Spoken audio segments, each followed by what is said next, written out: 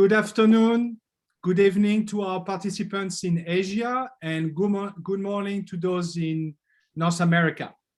My name is Fabrice Potier. I am Senior Consulting Fellow for Defense and Strategy at IISS, and I have the pleasure today to host the second webinar of our Defense Innovation Talks. In our first talk, we heard General Sir Nick Carter describe, in the wake of the integrated review, how technology will help the UK retain its first-class military status.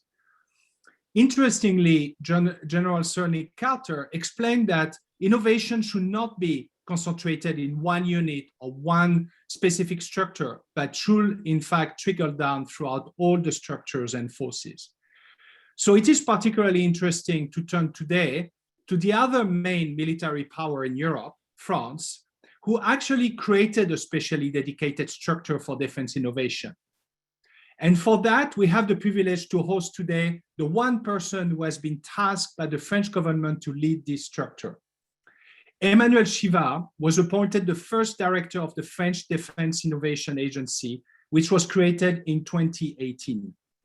Emmanuel is an expert in the fields of artificial intelligence, complex systems, and biomimetism. He has authored more than 25 papers on AI and innovation.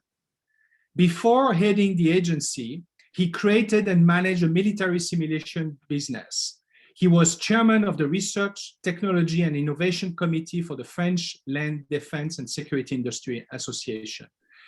Emmanuel is a graduate of the French École Normale Supérieure and holds a PhD in biomathematics and artificial intelligence. So with Emmanuel Chiva, we have a rather unusual proposition. We have a scientist and a business entrepreneur leading military transformation and innovation for a major NATO country. And today, Emmanuel will explain how his agency seeks to generate, capture, amplify, and ultimately integrate disruptive technologies in the French military structures and forces. Emmanuel will speak for approximately 20 to 25 minutes, after which we will engage in a discussion, taking written questions from our participants. Please do send your questions, keeping them short and clear, and introducing yourself. This will help me quote you accurately. Emmanuel, the virtual floor is yours. Well, thank you, Fabrice, and thank you for having invited me to this event, even if I would prefer to be in front of you all. It's a great privilege and a pleasure to be able to exchange with you and to have this discussion. And before describing what the French innovation policy is and what the Defense Innovation Agency is, I would like to spend a few minutes maybe to explain to you why the French MOD and actually the minister herself, Florence Parly, has decided to put innovation as a key component of the French defense strategy. And I fundamentally think that this political will to boost defense innovation is the consequence of a new global situation. I would say maybe the beginning of a new era. If you allow me, I will take a few minutes to explain that. Well, first of all, what was once sovereign no longer really exists. 20 years ago, communicating on the battlefield was actually a military privilege. And now today, we see in the Sahel and Mali region, you can see ISIS using satellite networks, using smartphones. The other example that I would take is who could have imagined that 20 years ago,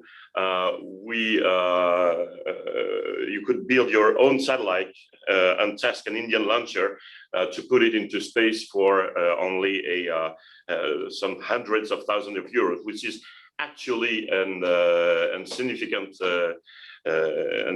expense by past standards. Don't worry, I got some slides. I don't have any bullet points. I don't have any text on the slide. This is merely to illustrate what I will be saying. So I can see that the space now is a very complex environment, but which is accessible to virtually anybody. And at the same time, we can see the emergence of new economic giants that actually transcend governments and transcend entire countries. If I ask anyone in the street of Paris, who is the world champion in artificial intelligence, they won't tell me if it's the National Center for Research. They won't tell me the INRIA, which, by the way, is a nice institute working on artificial intelligence. They will tell me it's Google, it's Facebook, it's Apple, it's Amazon.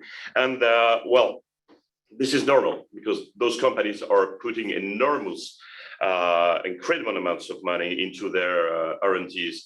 I've been doing some research to see what a company like Huawei was spending in terms of research and technology.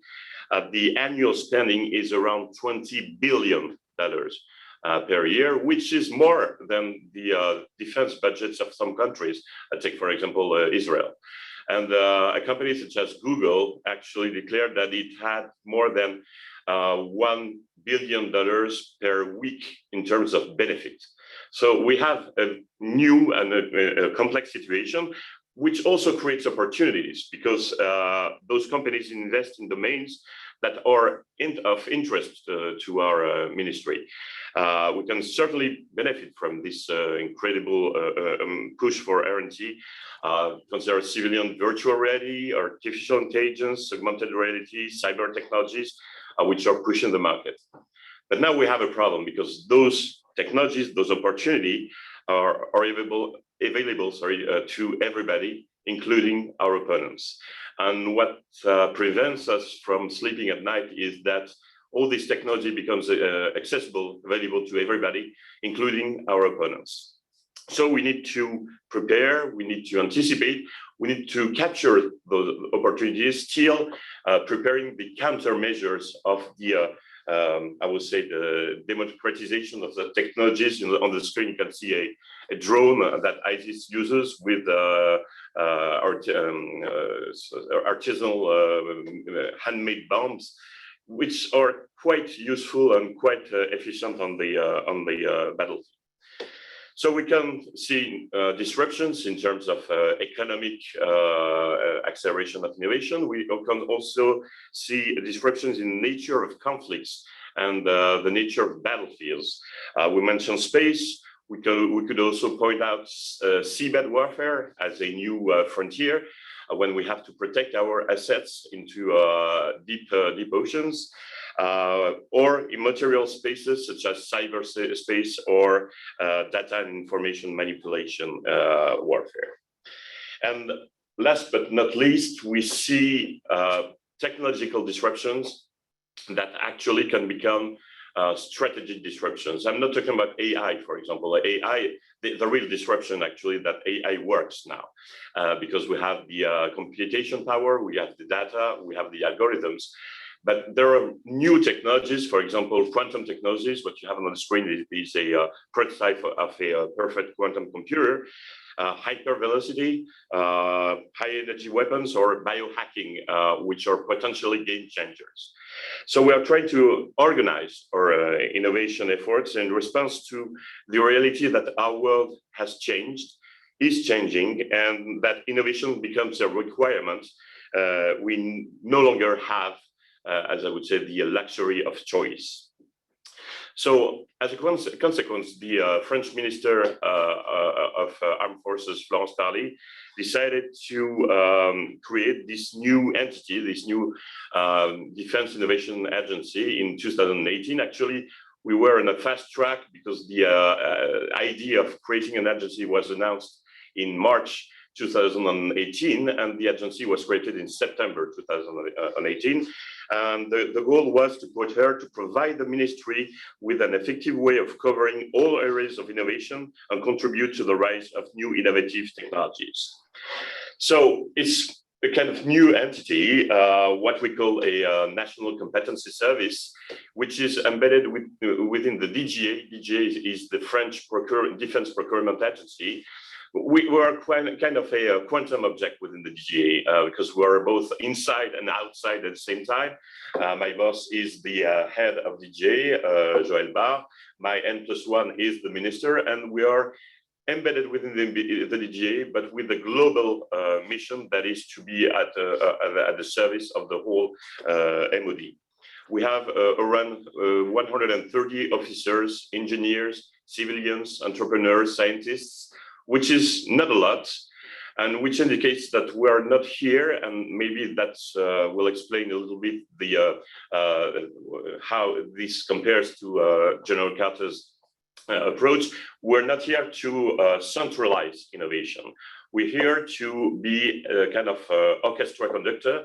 And I will remind you that in an orchestra, the conductor doesn't play all the instruments. So we need to work with all the entities that are within the services, within the DGA, at the Air Force, Navy, Army, in charge of innovation. And our goal is to be a kind of catalyzer, a control tower for innovation. We have merely 3 missions. The first mission is to provide orientation, I would say, guidance, describe what our priorities are in terms of defense innovation, and pilot these defense technological innovation projects. That means upstream study programs, including basic research and deep tech.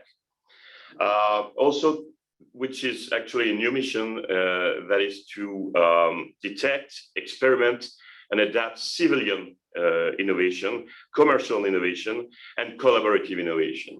I will get back to that in a moment. And the ultimate mission is to accelerate and deploy innovation for the benefit of the end users.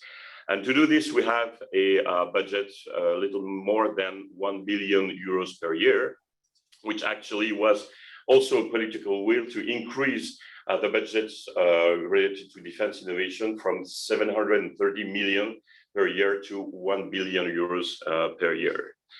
But we did this increase not to do what we did before just with more money.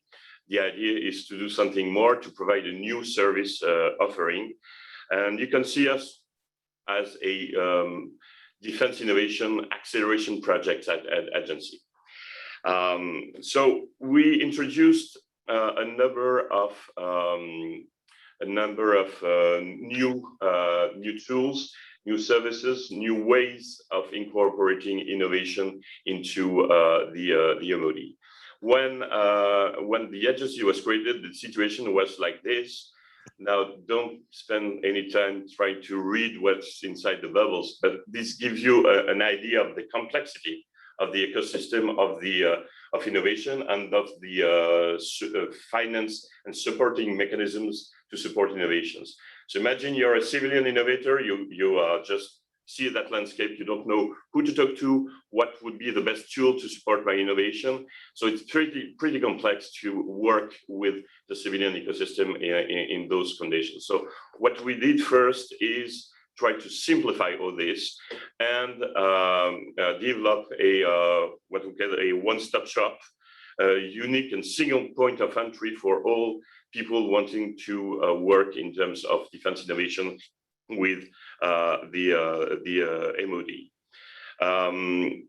Now, when an innovator comes and puts a project into this platform, it is no longer the innovator who has to figure out what would be the best mechanism. It's our job to do so. So what we will do is that we will say, okay, this project is of interest or not.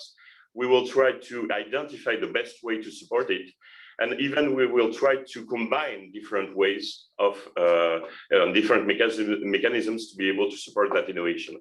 And that's the whole point in having an agency. It's because within the agency, you have all the mechanisms that can be chained together to be able to accelerate and deploy more efficiently innovations. And actually, we accelerate 4 kinds of projects. First one is called defense technology projects. Those are the projects that are linked to our future capabilities. When you develop a new aircraft carrier, a new combat air system, you need to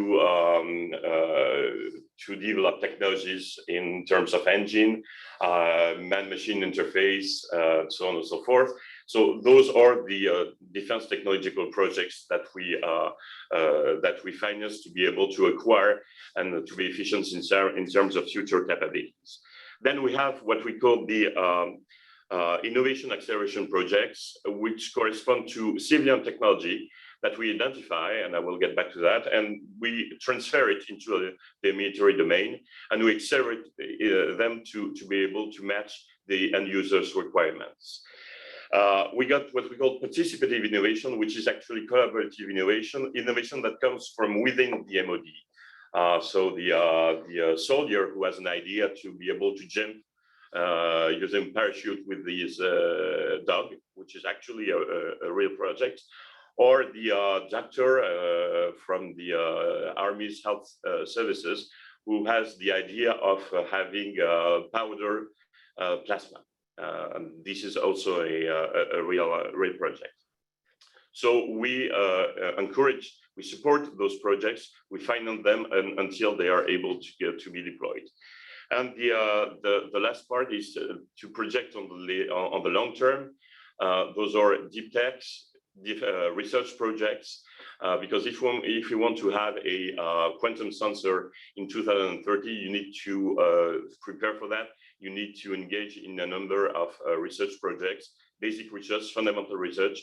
And to give you an idea, we have around 300 PhDs now, who are financed by the MOD. And we have thematic calls for research projects, for example, in quantum technologies or in antibiotic resistance, to give you some examples. But we have also some new tools. The first one is called the detection and capture cell. Within the agency, it's a dedicated team, something a little bit comparable to what the US is doing with their defense innovation unit. The goal is to go, I would say, hunting and fishing. Hunting means that you know the game, you know the target. You're looking into the civilian ecosystem to see whether or not you can find some civilian innovation that can answer your need. And fishing means that you just throw a net and you see what comes to the surface. So this specific cell does both. And its goal is to identify the SMEs, the startups, the research labs, and also the market products that are able to answer military needs and adapt them to match the military needs. We also created a new tool called the Defense Innovation Lab. Actually, I'm within the Defense Innovation Lab, which we decided to build primarily to speed up experimentation. The goal is to be able to accelerate the projects by providing resources. It can be finance. It can be also experimentation facilities in order to have rapidly minimum viable products. It can be technical or scientific resources, also technical and scientific expertise. And the idea is to test as soon as possible those innovations with the end user and the armed forces. So the idea is also to co-construct, co-build the final product together with the end users, and to work with all the labs that exist within the different services within the DGA, in the Air Force, the Navy, the space lab, the Army, and so on and so forth, and cyber. At the same time, we have opened a new place that is open to the public called the Defense Innovation Lab, in French, Innovation Défense Lab, which is a place that where you don't need to have armed guards at the entrance. You need to provide your biodata. You just need to be aware that there will be an event here. So it's a hub. It's a connection between the outside world and the ministry. It's 10 minutes walk from the ministry. So it's very easy for people coming from ministry to come there. And we can organize hackathons. We can organize specific conferences, launch challenges. organize international meetings. So it's really a place that we use as a new tool to exchange with the civilian and the scientific community. So this gives you the organization, the missions of the Defense Innovation Agency. This is kind of a holistic approach where we try to describe all the elements of defense innovation. We have a reference document, which is called the DROID, because in French it's a reference document for defense innovation orientation.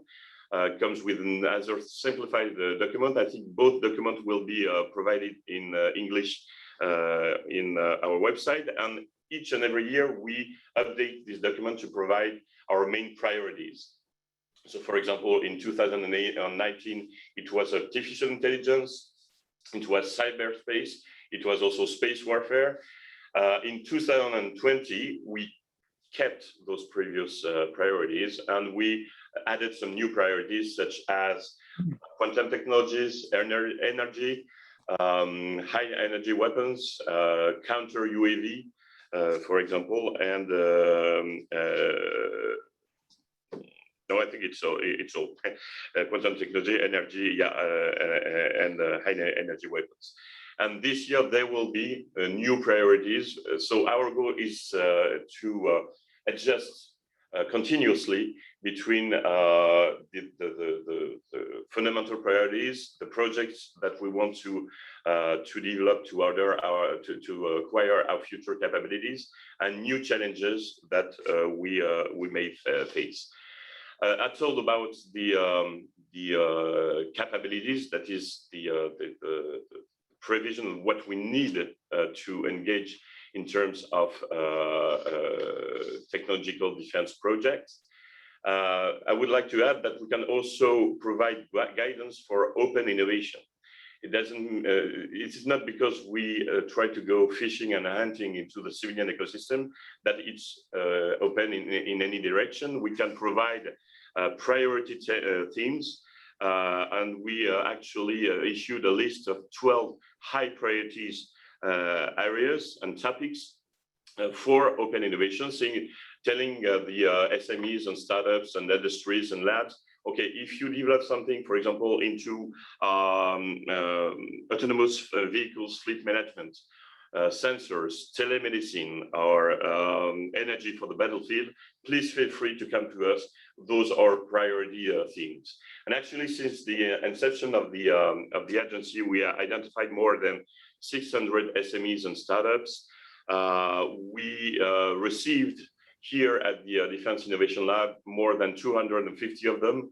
Receive them means that we're not interested in having startups pitching for the MOD. What we want is to take the time to take 1 hour and a half or 2 hours discussing about their technology, their innovation, their intellectual property, their business plan, and discuss to see whether or not they're interesting for the MOD, or also to see if the MOD is interesting for them. And we have chosen to decorrelate the moment we detect an innovation or a startup and the moment where we initiate the right project at the right time. And the right project at the right time is when you have the need.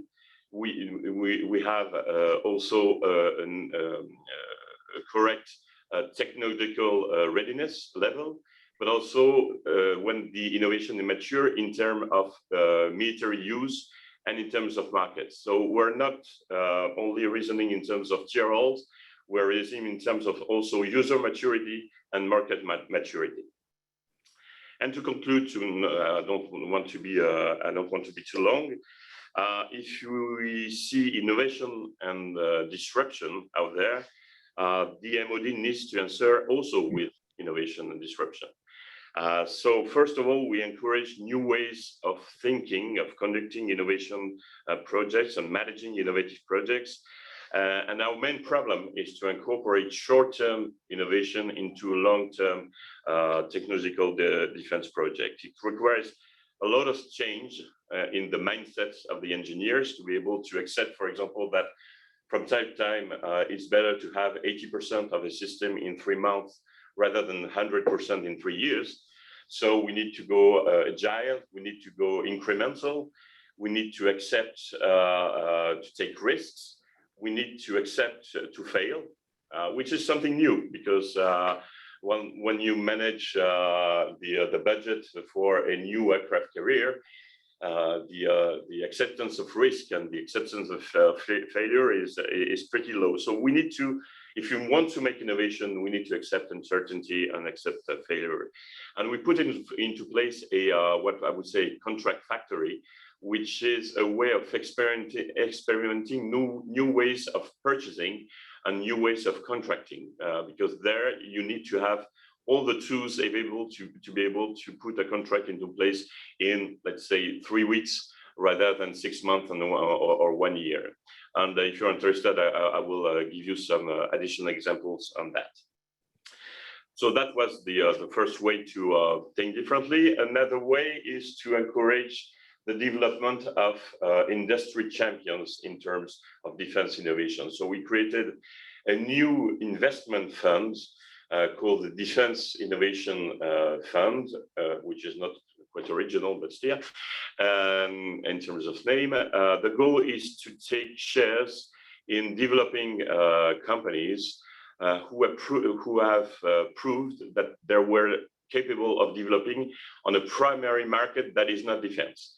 So we're interested in 2 companies which develop dual-use technologies, which can prove that they can be viable in another primary market. It can be automotive, it can be aeronautics, for example, or pharmaceutical market. And then we will invest and take around 25% of their capital to help them develop and help them go into the defense domain. So this is quite new. We have injected 200 million euros into this fund, which was announced by the minister in December, and I'm pretty confident that it will be operational in a matter of weeks. And the third and last way to so it's called the Fonds Innovation Défense in France, and what you can see here is the signature of the letter of intent with the operator of the fund, which is BPI France. And the last thing is, I say, think differently. Okay, if we ask an engineer, an officer, to tell us what is the future of war, it's very difficult to answer this question. If I ask them, for example, what is the future of the battle tank, they will tell me maybe, okay, it's a tank with a laser or with a new kind of transparent armor, but at the end, it will be a tank. And eventually, what we need is to be able to think outside the box and to think differently. There is a community that actually thinks outside the box without being influenced by the MOD way of thinking. And those are the writers and authors of science fiction. And actually, if you take a look at science fiction, you will see that they have invented a lot of things. They have predicted a lot of the current threats that we are facing. And this is why we have decided to launch an experiment called the Red Team. And the Red Team is a team of science fiction authors and writers working for us. So we have 10 authors, writers, and artists actually working into this Red Team. We have asked them to imagine what the future will be in 2060. And what will be the organization of the whole society? What will be the emerging threats? And the idea is to use this new way of building scenarios to be able to identify the technologies that might be useful to counter those future threats, and see if there are some projects that we can launch right now in terms of fundamental or applied research to be able to be prepared. The goal is to prevent strategic surprise using the creativity of the Red Team.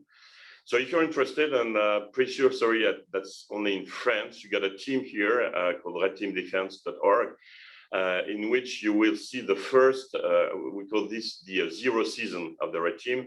0 season is to present 2 general public scenarios to explain and to better help people understand what the methodology is. I won't give you the topic of this first season was the future of piracy.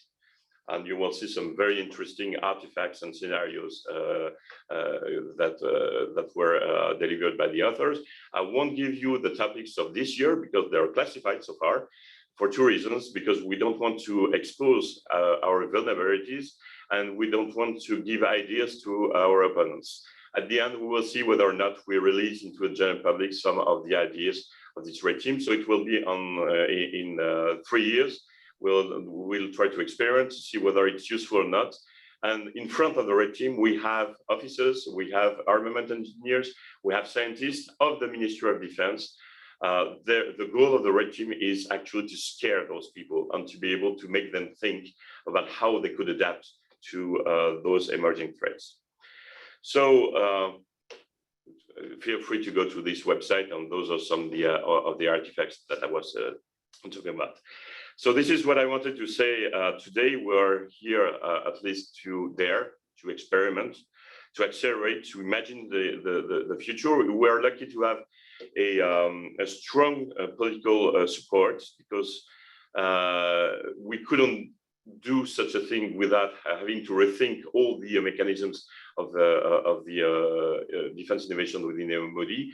As soldiers rely on us, actually, and we don't have a choice. So if you allow me one last sentence, and I put the animation of the Bastille Day in 2019, where we put a lot of innovation in the Champs-Élysées, which was actually, well, I talk about taking risks. That was a risk, to make a guy fly over the military parade. I would say that one of the motto of the agency would be that ships in the harbor are safe, but actually that's not what ships are built for. So this being said, I am open to a discussion and to answer your various questions. Thank you very much. Many thanks, Emmanuel. Very interesting and very comprehensive presentation on both the inner workings, but also the kind of environment why innovation is so key. I've received quite a few questions, and I had also some questions. So what I'm going to do is I'm going to try to organize under three big topics. One, on the strategic environment writ large. The second, on the way the agency is operating. And the third is the kind of broader ecosystem of innovation. Let me start with strategic environment, because I have some questions from the participants, and I also have my own question. So let me give you two. One, I think it's interesting to see that over the last few weeks, we have seen a major buildup of Russian forces on the Russian-Ukraine border. We are talking about something like plus 100,000 troops with pretty serious heavy capabilities. And here my question is, how does innovation respond to what seems to remain a reality, which is about mass and quantity and not about quality? Because you started by saying, you know, innovation is the new, is now a must-have and is the kind of new priority, but you can see that the old rule of quantity and mass is still also quite significant. That's my first question. Another question on the strategic environment comes from Nicholas McLean about nanotechnology. Nicholas is asking, how significant is nanotechnology as a future threat, and also in terms of innovation? So let's start with those two questions, and then we can turn to others. Okay. Well, I said that defense innovation was a requirement. It doesn't mean it's sufficient. So it's a must-have. Yes, we need to be in advance. You talk about Russia. Russia and China and the US, they are all betting a lot on technological innovation. So for example, for hypervelocity or artificial intelligence or quantum technologies. But still, we see that there is a return of the traditional ways of going at war. And you're right, there will always be mass and quantity. So the idea is to keep, to be efficient in terms of what we know works. in terms of opposing such threats. This is why we continue investing on battle tanks and main ground combat systems. That's why we still believe that having aircraft carriers is a necessity. But we need to be able to simultaneously consider the fact that we can be in advance in terms of technologies, and still we need to be prepared to fight, I would say, a traditional war. And so an error would be to replace everything by innovation, which is absolutely not the intent of the MOD. And innovation is not only technological innovation; it can be innovation in terms of usage, in terms of use. The idea is to change and to develop existing ways of using our systems to be able to last longer, for example. We see that because France is involved actually in foreign operations.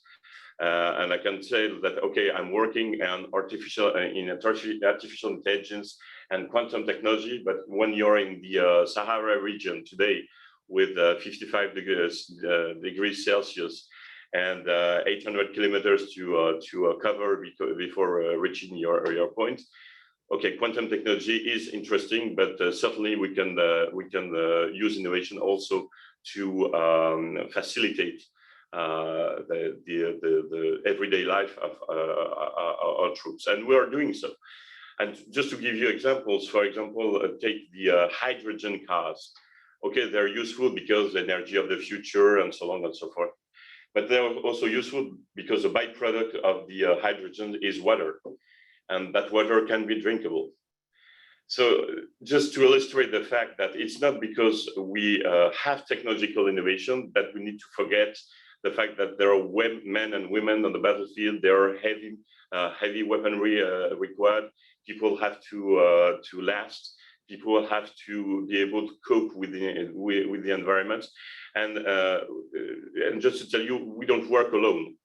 I said we work with the Armament Directorate, but we work with the Joint Staff, and we work with a specific unit called the in French is COCA, which is capability consistency, I would say, unit. And their goal is to imagine what they call the military predictable need. Saying, okay, your job as a innovation director is predict the future, but the future for me can be 2025 or 2030. And they help us adapting to those both targets, which is to develop technological innovation, develop the future, still being ready to medium-term engagements, which will require, you're right, mass and quantity. I don't know if I answered this question. Yes, absolutely. And on nanotechnology, I mean, there was a question about how you look at it in terms of innovation as well as in terms of threat. And then we broaden actually that question to what are those technologies you look at real opportunities, but also as concerning threats? Well, give us maybe the top 2 or top 3, not to make it too long a list. Well, okay, for nanotechnology, I can tell you, yes, we have a program, we have many research programs on nanotechnologies. Some of them are not by the Ministry of Defense, but the Ministry of Defense is involved into those programs because there is a national plan on nanotechnologies. But we have also framework agreements, for example, with the National Center for Research, CNRS. Within this framework agreement, there are some specific topics that are to be addressed. Nanotechnology is one of them. And we use nanotechnology in a variety of domains, from, I would say, the protection of soldier to new capabilities in terms of vision, to new capabilities also in terms of medicine and therapeutic treatments. So Yes, we involve quite a lot of in nanotechnologies, but we do this with artificial intelligence. We do this with a number of other technologies. And as a matter of fact, every new technology can become a threat. So you told me about the nanotechnology. I can do the same with artificial intelligence, obviously. If you remember that Vladimir Putin told that the one who would master artificial intelligence would master the world. I don't know if that's true, but certainly a game changer, as is hypervelocity, which is also a game changer, and of course, quantum technologies. And quantum technologies is not really the quantum computer that interests us. It's more the quantum sensors. The fact that we can with some quantum sensors be able to position ourselves at the surface of the globe without having to use a satellite or position system connection. So it's a kind of weapon race. You know, all the countries that invest in defense innovation try to anticipate how this technology could be used against them, and both have a significant advantage in terms of being the first to have those capabilities.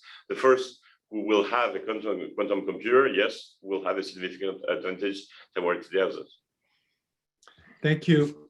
Let me turn now on actually something where I'm getting a lot of questions about how your agency operates. And I think the red team provoked also some interesting question about, including one, why is it not called La Rouge team instead of La Red team? But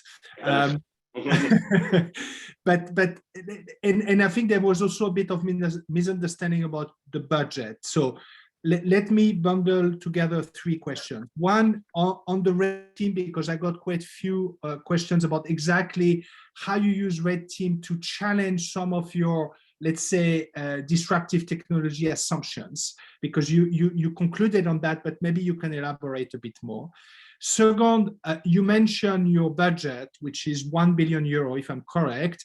And I received some questions about, is that all for France's total military R&D budget? And I assume, no, it's not all, but I think you need to say how that budget is part of a bigger research and development effort. And I'm also getting some questions, including from François Hesbourg, and I had actually the same question as François. You've been running the agency for now almost 3 years. Could you give us what has been your biggest impediment or your biggest challenge in terms of getting innovation through? And also, could you tell us concretely what has been your biggest success to date? Okay. First, well, maybe I can start by this last question. You can see the agency as it's not a UFO, it's a unified administrative object into an administration that has a lot of processes and its own pace. So one of the biggest challenge is how in something that works, because it works. I mean, we build aircraft carriers, we build submarines, how we can incorporate agility and innovation and incorporate technologies that don't exist yet when they develop programs that take approximately 30 years to come to an end. That's the first challenge. So we had to work with the DGA, with the MOD, to be able to adapt the procedures in terms of, for example, the management of armament programs. That was not done by the agency, but it was part of the transformation of the whole MOD, because the agency is a part of this transformation. So the second challenge, in which we are working, is the human resources challenge.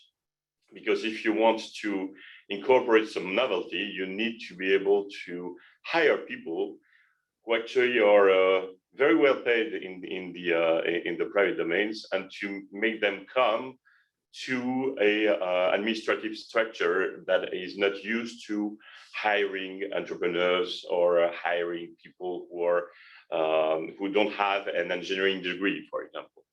So we had to work with the human resources management within the MOD to be able to imagine new ways of working with those people.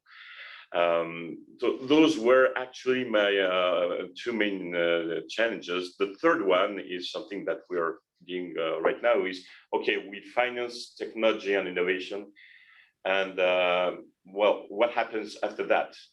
Because from a technical point of view, my budget is for technological scientific research. It's not to equip for the equipment of the forces.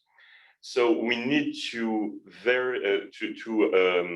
identify as soon as possible how we will be able to transfer something that is an innovation, a prototype, to something that can be purchased and used within an armament program, incorporated within a very complex environment.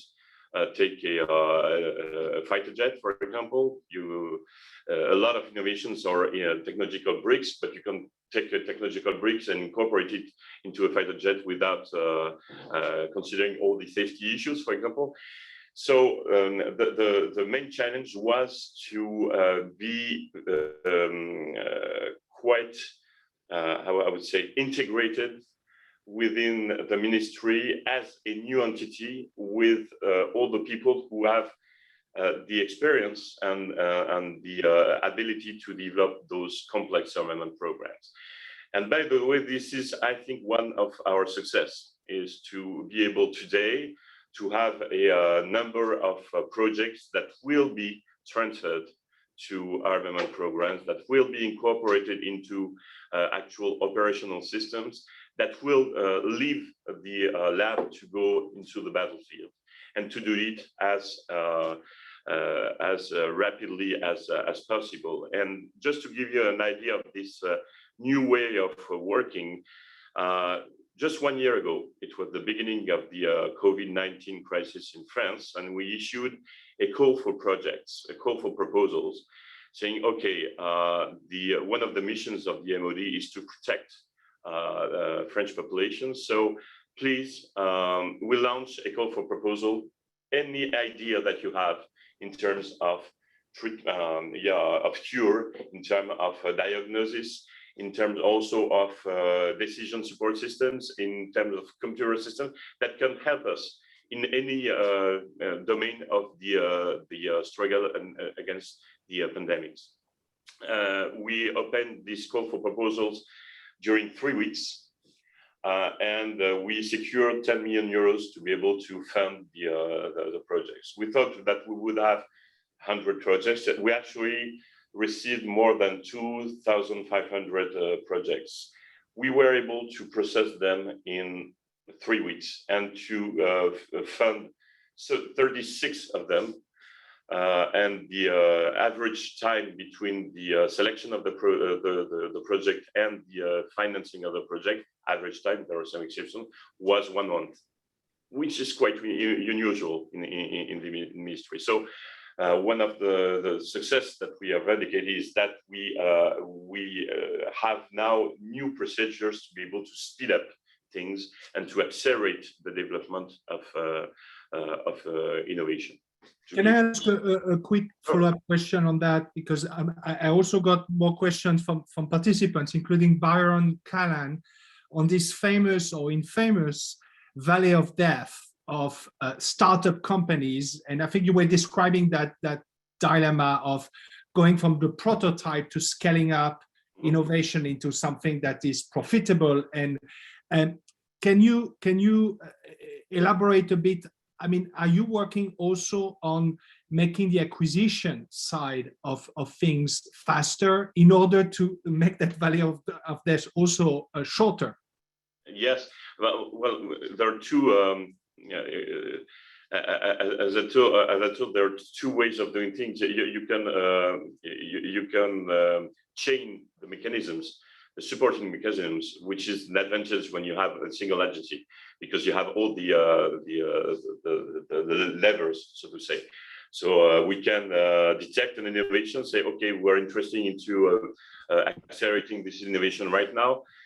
So what we will do is support them through a first mechanism, and then we will chain with another one, and then maybe we will transfer it to the Defense Innovation Lab to be able to speed things up. And the second thing is that we need to work with the purchasing services to be able to prepare for acquisition. And you do this as soon as possible, because you need to have an idea on how you will finance this acquisition at the end. Because from a regulatory prospect, I'm not allowed to pay to equip the forces. I need to work with the purchasing services to be able to find who will be the eventually the one that will pay for the transfer from prototype to production. And this is something that we have put into place, and that is beginning to be a success. Another way of answering this also is that we want to decorrelate the way I told this, the moment we detect an innovation and the moment we actually support this innovation. I told about investment, for example. If we invest too early in a company, we're toxic for this company. Because, well, military market is something very difficult. You have long cycles, you have export restrictions. You will have the effect of focusing all the, the technical and scientific resources, because it's interesting on a market that is complex. So we don't want to invest too early. And this is why, for example, the investment is targeting late stage series, late stage investments, to invest at the right time, and to invest at a moment when we know that it will be easy to go from the innovation to the demonstration, the prototype, the product. I don't know if I answered your question. Okay. Yes, you did. I just pointing out that we have 8 minutes left. So, and I still would like to ask you a small bundle of questions. So if you can answer the last one, and then. I will say that 1 million euros is actually the, yes, it is the budget for military R&D. But on top of military R&D, you can add all the budgets of public research and private research that we can use into the militaries through various schemes. But actually, yes, I know that, for example, DARPA in the US is 3.5 billion per year. It's only to prevent strategic surprise, but this is France. We don't have the same budget. So we need to do with that, which forces us to be maybe more efficient in some domains, but we have to make choices. So yes, it can be it can appear not a very large budget, but once again, for example, in basic research, there are a lot of things that can be financed by public research, and our investment comes on top of that to just pay for the things that cannot be done without us. It's what we call the differentiating action of our funding. And Red Team, you want me to elaborate a little bit? I think you gave a good presentation. I mean, no, I would, maybe we can move to the last few questions. Okay, but Red Team is it's a I would say a generic term. It was invented by Pentagon during the Cold War, and we wanted just to give an homage to that. And La Rouge Team, something, yeah, well, it could have been that, but it was not the same purpose, so that's why. Thank you. Now turning to the last kind of bundle of questions regarding how your agency operate in the broader innovation ecosystem. And we talked about startup and the valley of death, and I think you've already addressed that. So I have, I think, two questions also connected to some of the questions I'm getting online. The first one is, you mentioned at the beginning of your presentation, the large technology firms, and you mentioned some of their R&D budgets. And I think another one I would like to add is the leading semiconductor producer in the world, TSMC, is actually building a new factory in Arizona in the United States for the budget of $12 billion.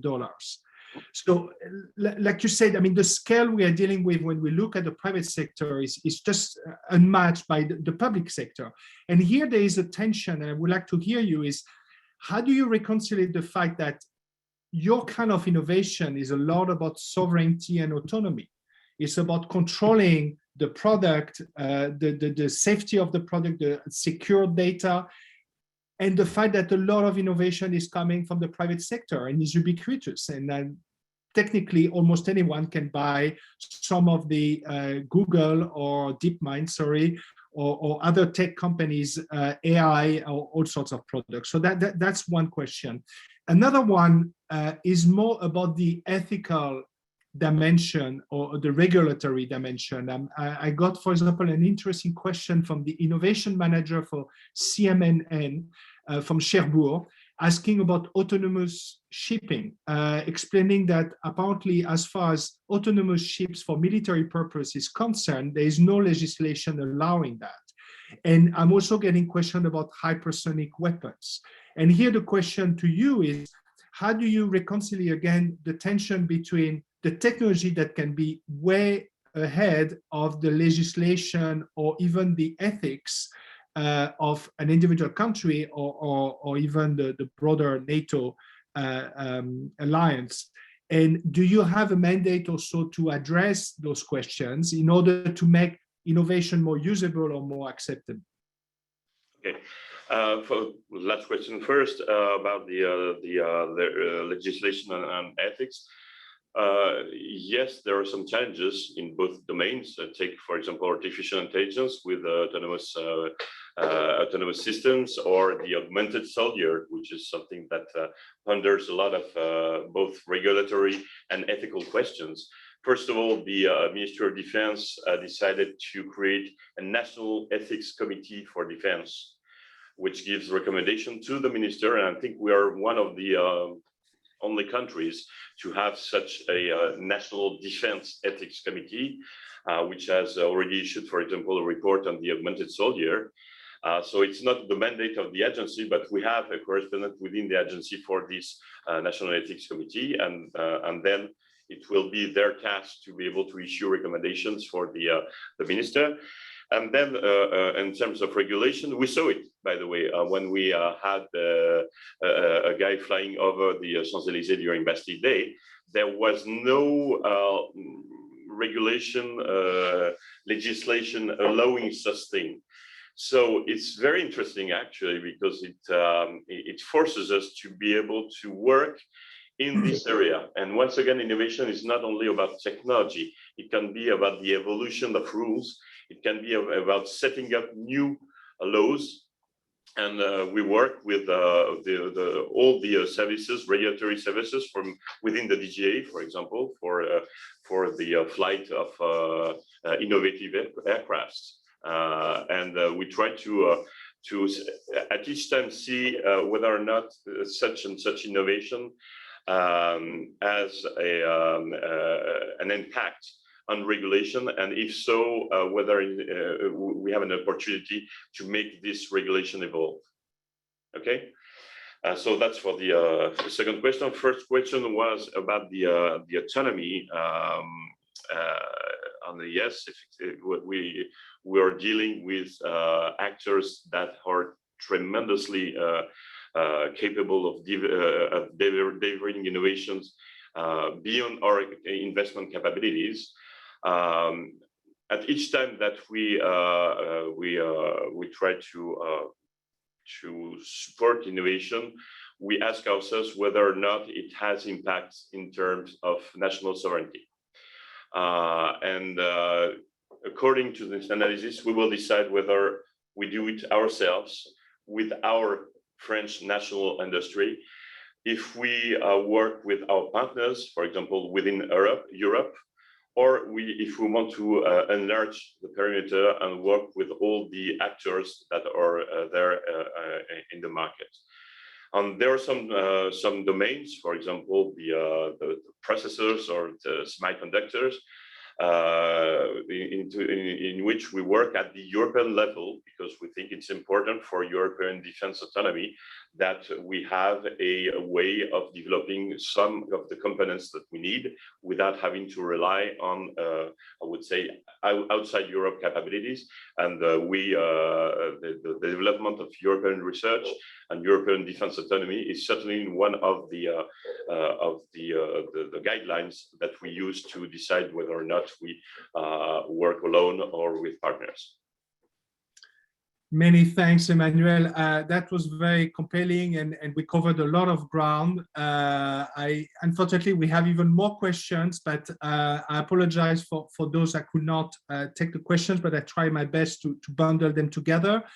We really appreciate your time. I wish we could be in a physical meeting to be able to thank you and to clap our hands, but thank you again. Next webinars will be covering exciting issues like China, US, but also we'll have an interesting panel on how the private sector is engaging on defense innovation. So stay with us, stay tuned in, and many thanks again, Emmanuel, and I wish everybody a good day. Bye.